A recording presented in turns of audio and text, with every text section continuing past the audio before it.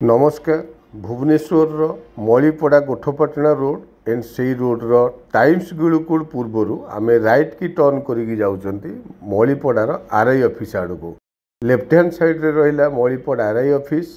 ताकू क्रॉस कला परे आपण माने देखिए यही रोड को बेस करिकी बहुत गुड़ाए अपार्टमेंट ऑलरेडी बहुत आगु कंप्लीट हो सारी यही रोड को बेस करिकी अल्प किछि बाट आगु गला परे आमे ट्रिपल आईटी रो बैक गेट पाखरे पहुंचीबा एटी लेफ्ट हैंड साइड रे रहिला ट्रिपल आईटी रो बैक गेट से ट्रिपल आईटी बैक गेट रो आमे राइट की टर्न करिकी जाउचंती टुवर्ड्स कृष्णापुरी आड़ को अल्प किछि बाट गला परे स्ट्रेट आगरे रहिला कृष्णापुरी एंड आमे राइट की टर्न करिकी जाउचंती हमर डेस्टिनेटेड प्लॉट आड़ को ओनली 200 मीटर्स डिस्टेंस गला परे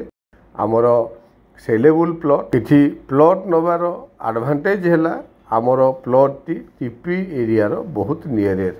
एठी लेफ्ट हैंड साइड रे आपण मार्क करंतु जो डिमार्केटेड बाउंड्री अच्छी से बाउंड्री वाल आमर सेलेबल प्लॉट जोठी 2000 स्क्वायर फीट रो एरिया अवेलेबल साउथ फेसिंग रो प्लॉट